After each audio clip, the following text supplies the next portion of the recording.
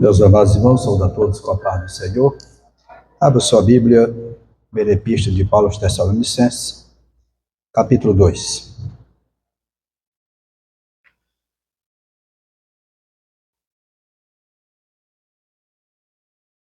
Capítulo 2, a partir do versículo 10.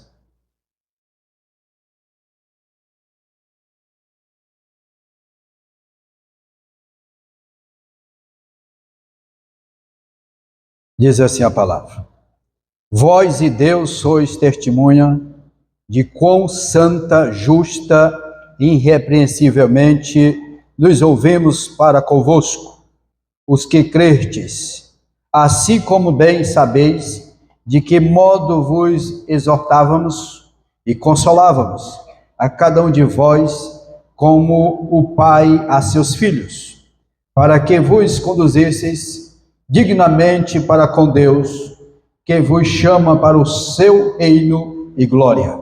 Pelo que também damos sem cessar graças a Deus, pois, havendo recebido de nós a palavra da pregação de Deus, a recebertes não como palavra de homens, mas segundo é na verdade, como palavra de Deus, a qual também opera em vós os que crerdes. Amém? Poderia tomar vosso assento. Obrigado pela reverência à palavra de Deus. Meus amados, tivemos 2 terça-feiras que paramos de estudar aqui a Epístola aos Tessalonicenses, e hoje vamos dar continuidade sobre essa importante carta tão relevante para os nossos dias. Nós paramos aqui falando a importância da santidade. E a santidade faz parte da nossa vida, que temos o desejo de encontrar com o Senhor. A própria palavra de Deus diz: sem a santidade ninguém verá o Senhor. A santidade é condição indispensável a quem se diz crente e deseja ir para o céu e ao encontro do Senhor Jesus. E aqui a palavra de Deus, ela é bem enfática em dizer: como é santo aqueles que vos chamou, sede vós também santo em toda a vossa maneira de viver. Porquanto escrito está: sede santo, porque eu sou santo. A graça de Deus, e nós damos graça a Ele por isso, porque sempre na obra do Senhor teve alguém, falei isso na terça-feira, o último ensino, que defendeu a sã doutrina, que teve um compromisso com a palavra do Senhor. E a igreja que ela tem um compromisso com a palavra de Deus, com a sã doutrina, é a igreja, a sua família, aos irmãos na fé, não se deixa ser levado por qualquer vento de doutrina, por qualquer movimento. Ele é alicerçado. E o crente deve ser justo. Ainda que no versículo 10, na Bíblia Sagrada, justiça é a santidade visível, demonstrada diante do próximo. Nós temos nas Escrituras exemplo de homens denominados homens justos, segundo o padrão de Deus. E o maior exemplo que nós temos de um homem justo, a Bíblia relata como citação Jó. Está aqui Jó, capítulo 1, e o versículo 1 diz: havia um homem na terra de Uz, cujo nome era Jó, e este era homem sincero, reto, temente a Deus, e desviava-se do mal. 4 virtudes que caracteriza um homem ou uma mulher de Deus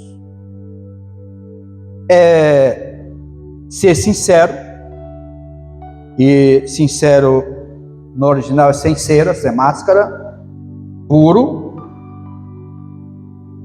reto, temente a Deus, não ter medo de Deus, temor a Deus, respeito, honra a Deus, e desvia-se do mal, ou seja, foge da aparência do mal. E nós precisamos ter esse cuidado de fugir da aparência do mal.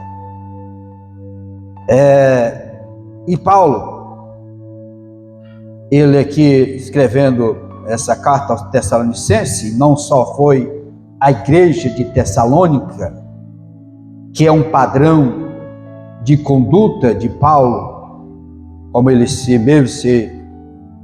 foi exposto. Na igreja de Corinto, Paulo também observou o mesmo padrão de conduta.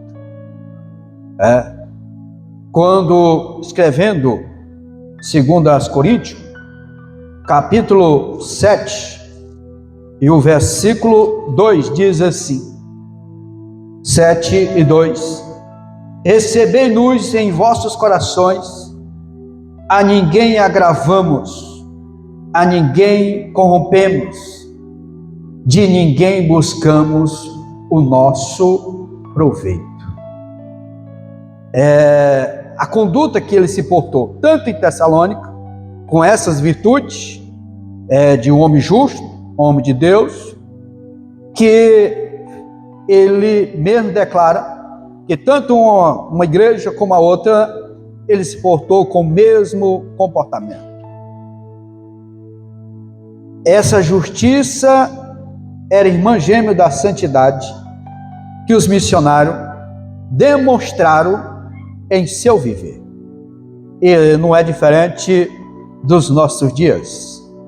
Nós precisamos, no nosso cotidiano, vivenciarmos a palavra de Deus. Viver sermos justos diante de Deus e diante da sociedade.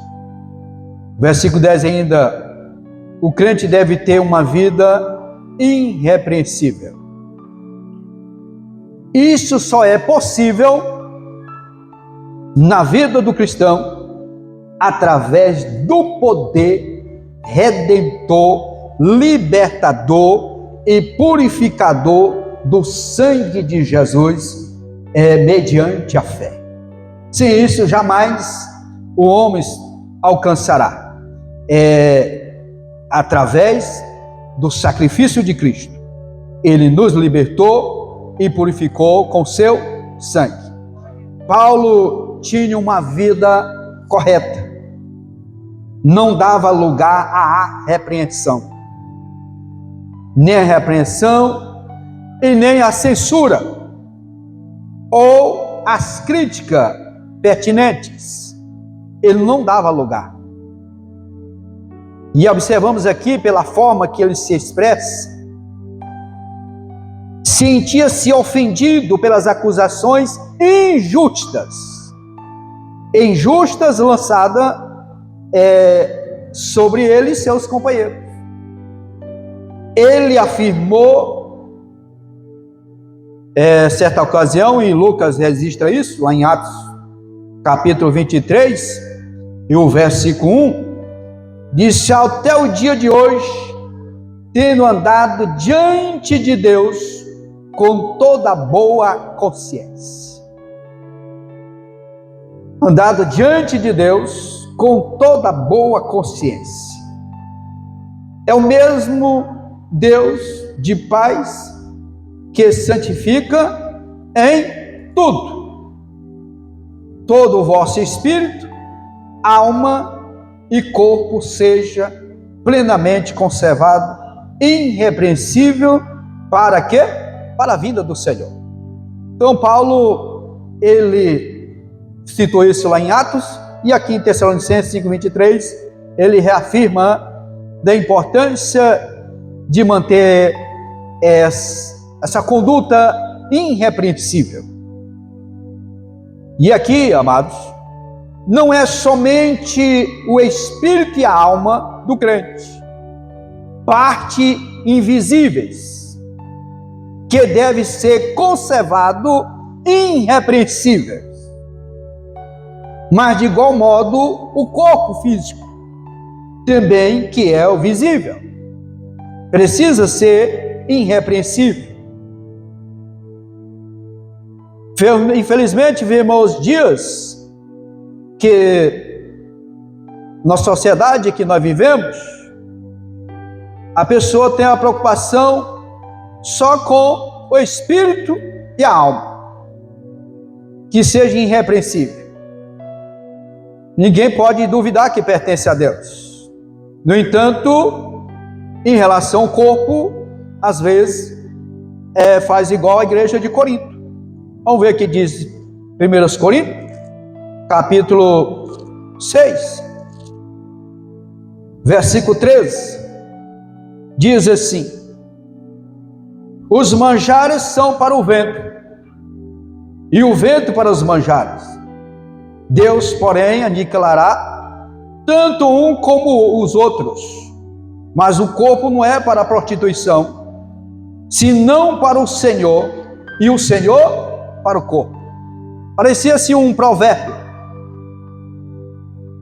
Mas quando nós vemos no versículo 19, diz assim: ou não sabeis que o vosso corpo é o templo do Espírito Santo que habita em vós, proveniente de Deus, e que não sois de vós mesmos, porque foste comprados por bom preço. Glorificai, pois, a Deus no vosso corpo e no vosso espírito, os quais pertencem a Deus. Os coríntios consideravam o uso da comida e da fornicação, que é a prática sexual fora do casamento, exatamente sob a mesma perspectiva. Eles colocavam na mesma balança. A ótica dele era a mesma. Ambos como apetites a serem satisfeitos.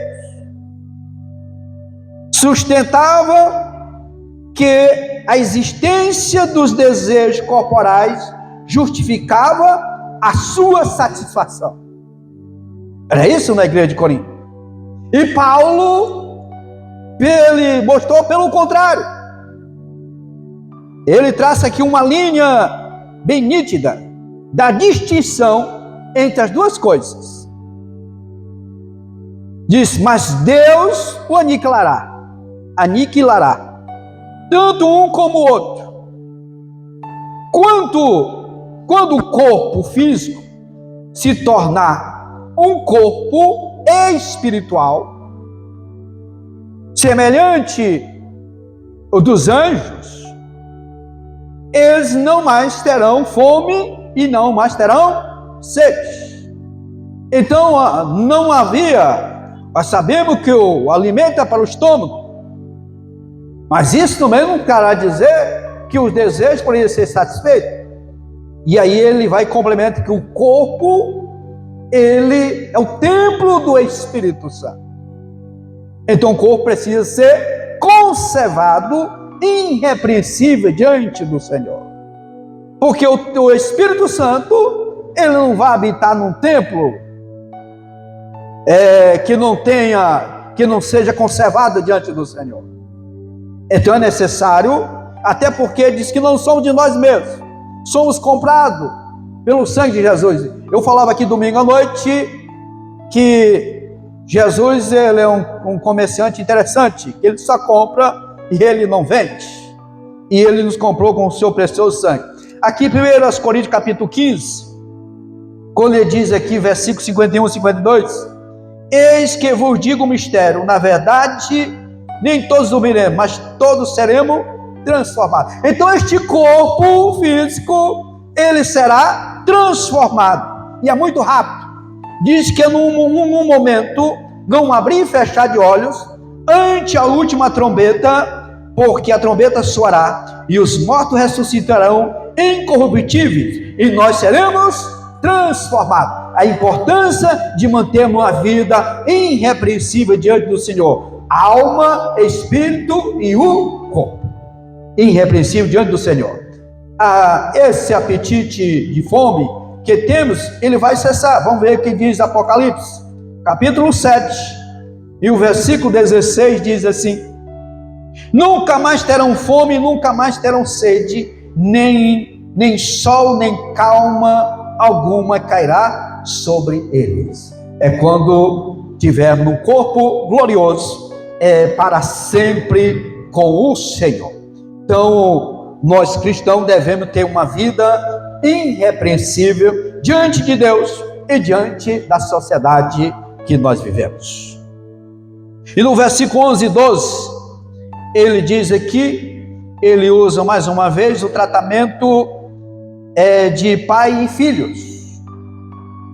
Um pai que exorta os seus filhos. Paulo, embora líder do rebanho, não tinha postura de um superior. Não. Mas de um verdadeiro pai para com seus filhos.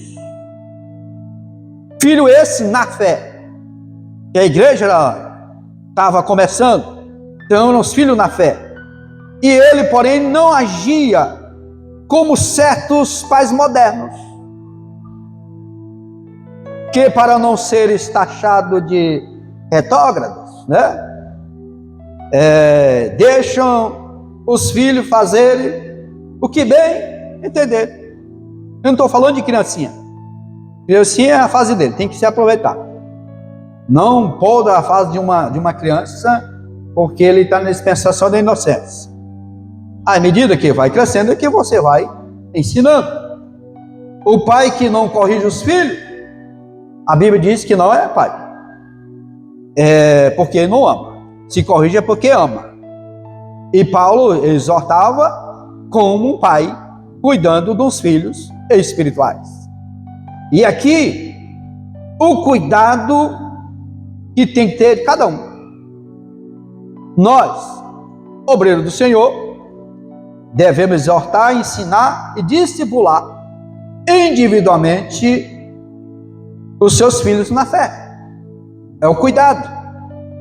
Aqui o exemplo de Paulo, ele deve ser seguido nos nossos dias.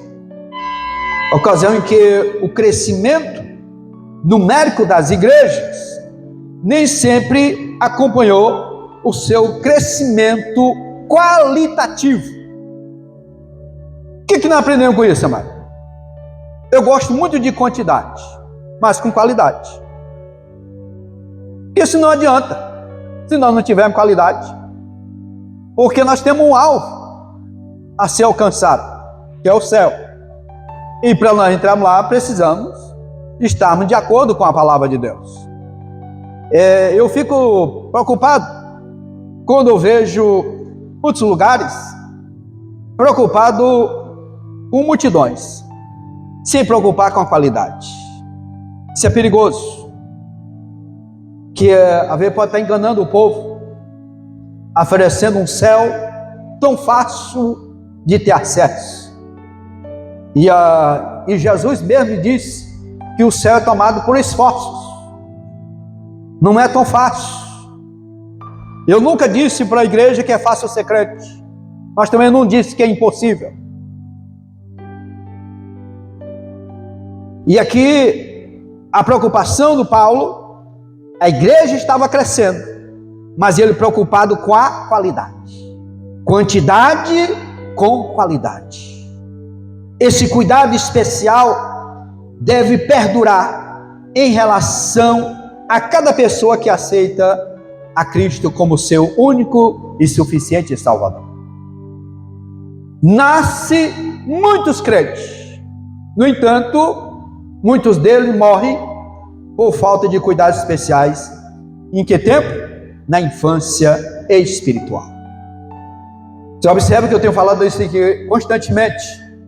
A importância do cuidado na infância espiritual.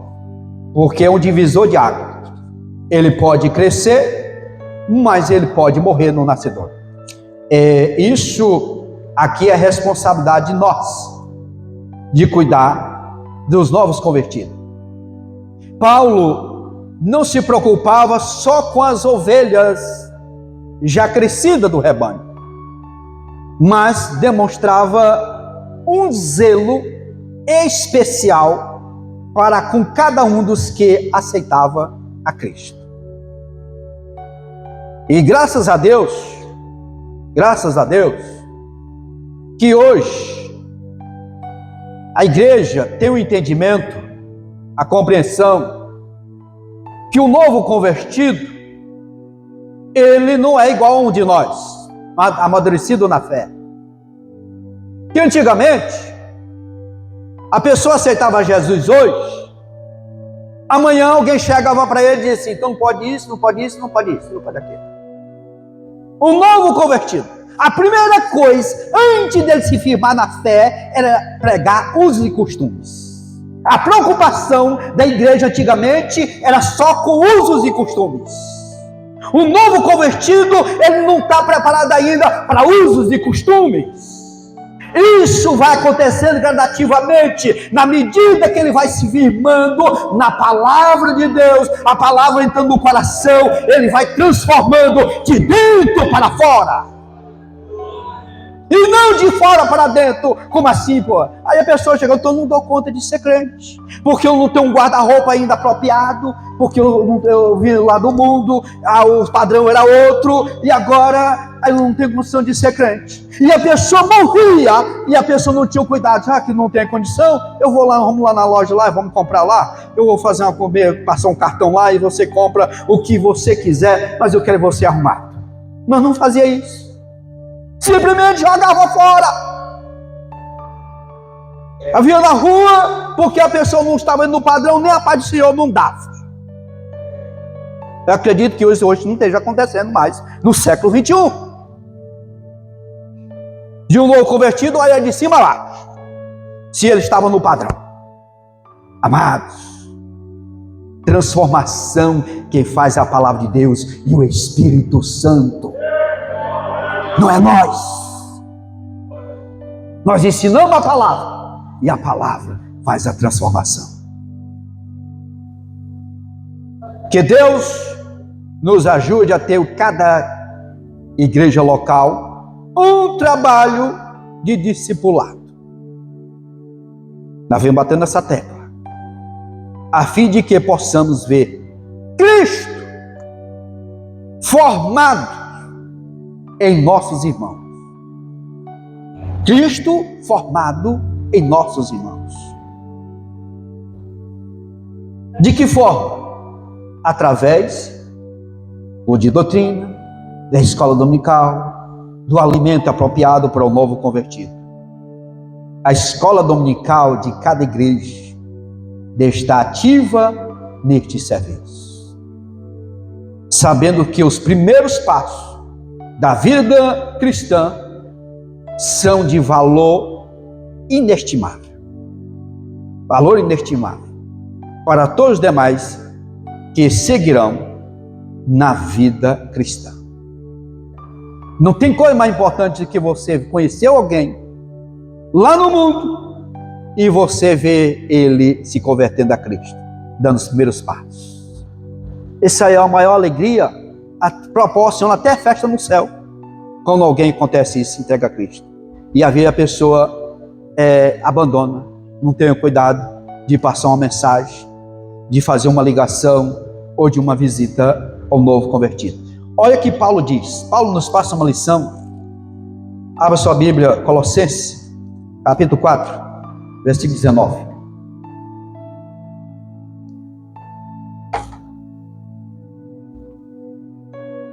Colossenses não, Gálatas 4,19. Gálatas. Eu falei errado. É Gálatas 4,19. Meus filhinhos, olha um tratamento aqui. Meus filhinhos, por quem de novo sinto as dores de parto. Ele faz aqui a analogia a uma mulher para dar luz a um filho. Até que Cristo seja formado em vós.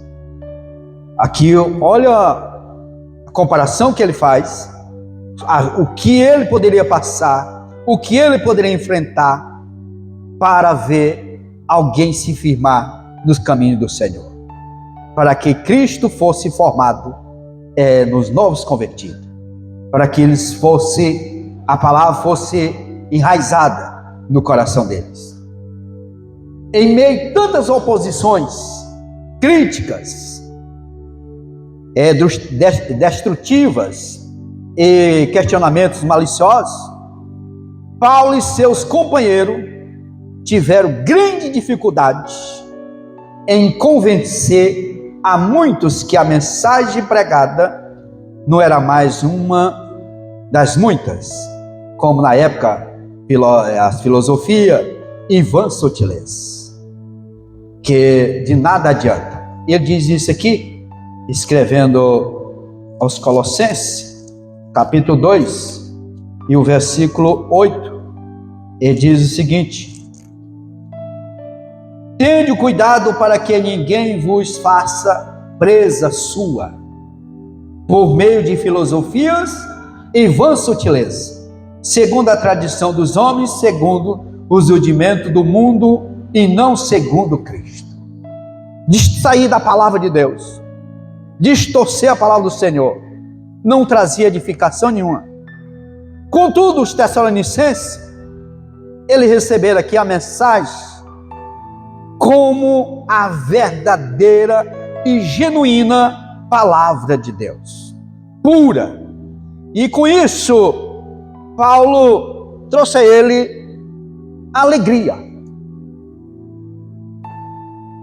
Trouxe ele aqui, nós vemos aqui no versículo 13, diz: pelo que também damos sem cessar graças a Deus, pois havendo recebido de nós a palavra da pregação de Deus, e a recebeste não com palavra de homens, mas segundo na verdade, com palavra de Deus, a qual também opera em vós o que crede. Isso aqui é o contentamento de Paulo, a alegria dele, que é gratificante para o líder saber que a mensagem transmitida teve efeito nos corações dos ouvintes. E Paulo aqui ele demonstra a sua alegria pelo fato de não ter sido a pregação dele em vão, ter sido vão, mesmo sofrendo tantas perseguições, arriscando a sua própria vida. Mas a Bíblia diz, volta lá no livro dos Salmos, se não me engano, no Salmo 126, Salmo 126, diz assim: aquele que leva, 126, 6, aquele que leva a preciosa semente, andando, chorando, voltará sem dúvida, com o quê? Com alegria, trazendo consigo seus molhos. Aqui é a recompensa de quem leva a preciosa palavra. Esse aqui é o que Paulo estava colhendo, que sim, tanto meio sofrimento, mas ele estava vendo o fruto do seu trabalho, a receptividade da palavra que ele havia ministrado. É como se dissesse: valeu a pena. Eles receberam a palavra da pregação de Deus. Ele simplesmente estava transmitindo aquilo que Deus queria que ele falasse para a igreja. E aqui a palavra é eficaz no que crê. A mensagem, ela foi recebida como palavra de Deus e não palavra de homem. E até porque o evangelho, Paulo escrevendo aos Romanos 1,16, diz que ela é o quê? O poder de Deus. E essa palavra ela penetrou no âmago do ser humano. Não só alcançando a parte espiritual, mas o homem interior. até a parte física do ser. E vamos ver o que diz carta aos Hebreus, capítulo 4, da carta aos Hebreus. Hebreus, capítulo 4, e o versículo 12 e 13 diz assim: porque a palavra de Deus, ela é o quê? Ela é viva. Ela é viva, ela é eficaz, e é mais penetrante do que qualquer espada de dois gumes, que penetra até a divisão da alma e do espírito, e da junta e medulas, e apta para discernir os pensamentos e intenção do coração. E não há criatura alguma encoberta diante dele. Antes, todas as coisas estão nuas e patentes aos olhos daquele com quem temos de tratar. Aleluia. Aqui há o poder que tem a palavra do Senhor. O que ela vai? Então a palavra de Deus, ela tem o poder de fazer essa transformação. Não é o ser alguém que vai transformar ninguém. Você pode até alguém lhe inspirar em você, seu comportamento, a sua força, a maneira de ser, alguém pode admirar.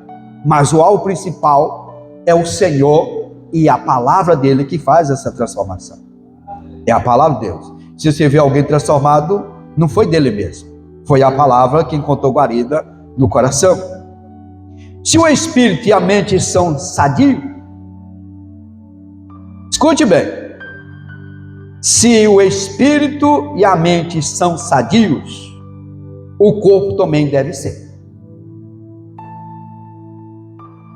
Entretanto, a palavra de Deus só pode ter efeito positivo nos corações e nas vidas daqueles que crê, é a condição indispensável. É a palavra de Deus. E voltando lá em Romanos, no capítulo 10, Paulo aos Romanos, capítulo 10, e o versículo 17, de sorte que a fé é pelo ouvir, e ouvir pela palavra. É a palavra de Deus que faz essa mudança, essa transformação. Então a palavra de Deus, ela é eficaz e ela é poderosa. E como Paulo escreveu, eu citei agora há pouco, Romanos 1,16, porque não me envergonho do evangelho de Cristo, pois é o poder de Deus para a salvação de todo aquele que crê. Aí veio primeiro o judeu e os gregos, todos aqueles quanto deram crédito à palavra de Deus. Versículo 14. Versículo 14 diz: porque vós, irmãos, haveis sido feitos imitadores das igrejas de Deus que na Judéia estão em Jesus Cristo, porquanto também padeceste de vossos próprios concidadãos, o mesmo que os judeus lhe fizeram a eles. Aqui há imitações que contribuem para a glória de Deus. Há imitações que contribuem para a glória de Deus. Outros que são verdadeiros escândalos para o bom nome do Evangelho. E os Tessalonicenses receberam a palavra de Deus como de tal forma que puderam imitar as igrejas cristãs naquilo em que elas mais puderam dar prova da sua fé em Jesus Cristo. O que foi isso? Suportando o fogo das perseguições cruéis. Isso aqui foi o maior exemplo. E naquele tempo a perseguição era tamanha que vinha, as pessoas passavam necessidades, mas não abriam mão da fé. Olha que quando nós estudamos aqui há alguns tempos atrás, as 7 igrejas da Ásia, nós observamos que a igreja de Esmirna é uma igreja que não teve nenhuma reclamação contra ela. Era uma igreja que ela foi denominada pobre financeiramente, mas rica espiritualmente. Eles estavam passando dificuldades, mas diante dos olhos do Senhor, era uma igreja rica, diferente lá de Laodiceia. Laodiceia diz que era rica e não precisava de nada. E o Senhor chamou ela de pobre e andava nu, e que se quisesse comprar colírio e vestes, comprava dele, comprasse ouro puro. Então aqui a perseguição era tamanha, mas eles não abriam mão. Para que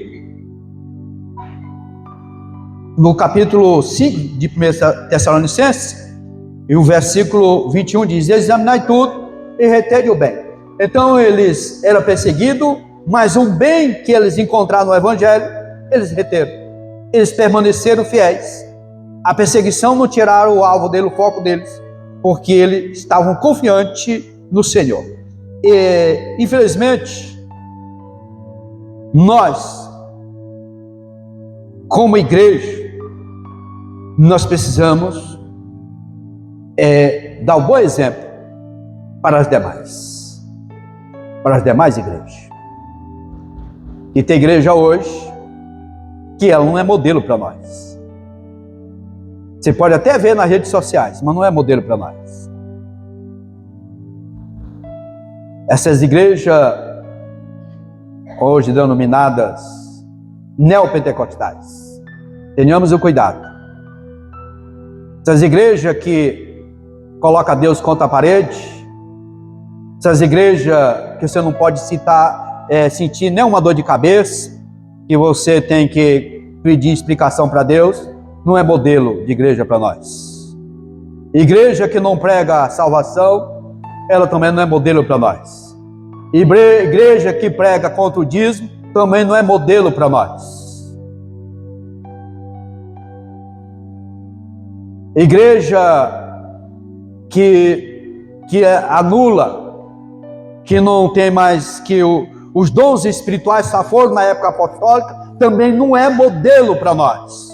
Igreja que prega que nós vamos passar pela grande tribulação, não é modelo para nós. A igreja modelo é baseada na palavra do Senhor nosso Deus. Aleluia. Essa aqui sim é baseada na palavra de Deus.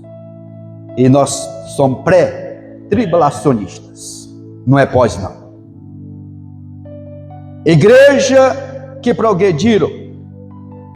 O maior desafio de hoje para as igrejas no Ocidente é o da liberdade em muitos lugares. Há crentes aproveitando a liberdade para dar ocasião a cá. Nós somos libertos em Cristo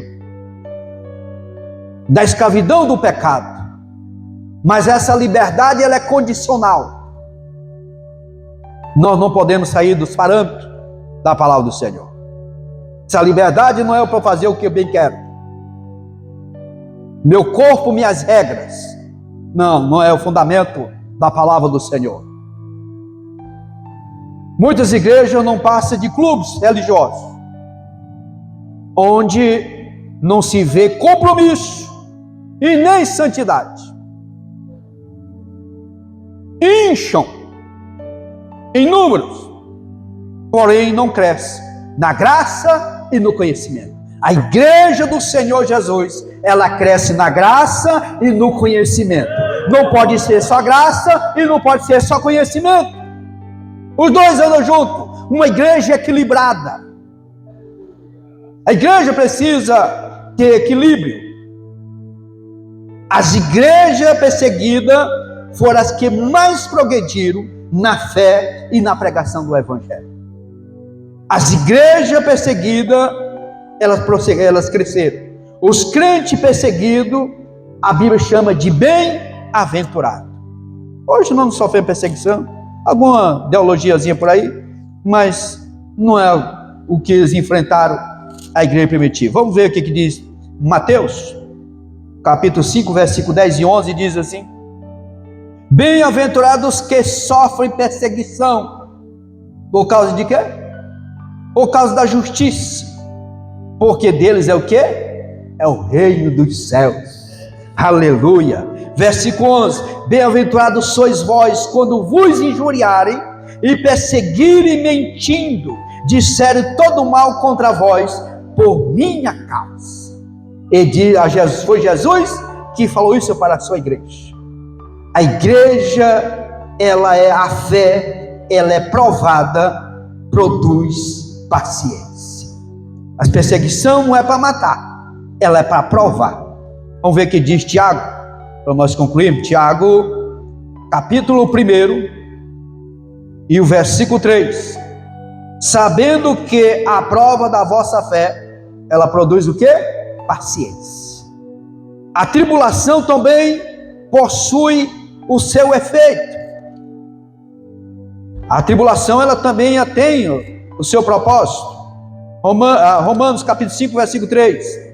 E não somente isto, mas também nos gloriamos nas tribulações, sabendo que a tribulação produz a paciência. A fé, para ser provada, precisa ser provada. Ela, para ser aprovada, precisa ser provada. Ela passa pela aprovação para ela ser aprovada. Vamos ver o que diz 1 Pedro, capítulo 1, versículo 7. Para que a prova da vossa fé, muito mais preciosa do que o ouro, que perece e é provado pelo fogo, se ache em louvor e honra e glória na revelação de Jesus Cristo. Então, o ouro é precioso, mas muito mais é o que o Senhor tem para nós. A nossa fé é muito mais importante. E diz que a nossa fé, ela se acha em louvar a Deus e honrar. Louvor e honra ao Senhor Jesus. E para concluir, nós vimos aqui no versículo 15, quando ele diz: os quais também mataram o Senhor Jesus e os seus próprios profetas, e nos têm perseguido, e não agrada a Deus, senão contrário todos os homens. O que ele estava falando aqui? Estava falando dos judeus. Dos judeus que não aceitaram a mensagem, que mataram o Senhor Jesus e perseguiram os profetas. Paulo se referia-se às 3 ações que demonstrava a culpa dos judeus ao longo da história de Israel. A primeira, eles perseguiram os profetas que foram enviados por Deus. Em certa ocasião, Jesus repreendeu dizendo que os filhos que mataram os profetas, fazendo alusão aqui à morte de Zacarias, lá no Antigo Testamento, que perseguiram os profetas, e no dia de Jesus, que haveria de perseguir os enviados de Jesus. Quantos não foram perseguidos? Todos os apóstolos, todos aqueles que se tornaram como instrumento foram perseguidos. Segunda, eles mataram o Senhor Jesus, e não poderia ter feito coisa pior para aquela geração. Eles rejeitaram o Messias, que havia de salvar o seu povo do pecado, que foi a promessa do anjo quando apareceu a Maria, que o propósito dele era salvar o povo. Está lá em Mateus 1:21. Mas fizeram por ignorância, como no discurso lá de Pedro, lá em Atos dos Apóstolos, ele citou isso, 3:17, e escolheram o fruto do seu erro. Terceiro, além de ter perseguido os profetas, continuaram a perseguir os mensageiros de Deus enviados por Jesus para proclamar o Evangelho. E aí Paulo, com essas atitudes aqui, Paulo estava dizendo: não agradam a Deus e são contrários a todos os homens. A perseguição dos judeus, Paulo passou por isso, e eles se tornaram não agradar a Deus. É hoje, por isso que ele veio para o que é seus, e os seus não receberam, mas todo quanto receberam, deu o direito de ser chamado filhos de Deus. É onde a igreja entrou. O povo de Israel rejeitaram, mas veio os gentios, tiveram a oportunidade. E nós, como igreja, nós temos a oportunidade de não passar pela grande tribulação e sermos arrebatados. Nós somos a figura de Enoque. Enoque não passou pela grande tribulação, ele foi arrebatado. Agora Noé é a figura do povo de Israel que vai passar pela grande tribulação. Então, por essa rejeição dele, eles estão pagando um preço alto. Alguém pode me perguntar: pastor, mas tem judeu salvo? Sim, tem judeu que eles acreditaram na palavra, na mensagem e aceitaram Jesus como Salvador. Mas também tem judeu que até hoje eles continuam praticando a lei de Moisés, continua em evidência a Torá. Mas tem judeus que aceitaram Jesus. Nós observamos na lição que estamos estudando da Escola Bíblica Dominical, a igreja no início ela era formada só de judeus. Depois que veio o gentio, e foi quando foram inseridos diretamente na igreja do Senhor aqueles que creem. Meus irmãos? Então, essa carta ela é bem atual para os nossos dias. E Deus continua falando aos nossos corações, e querendo Deus, passando essa terça-feira que vem, que é a abertura do congresso, se não me engano, dia 16, nós vamos dar continuidade aqui falando deste assunto. Eu não tenho pressa de nós terminar ela não.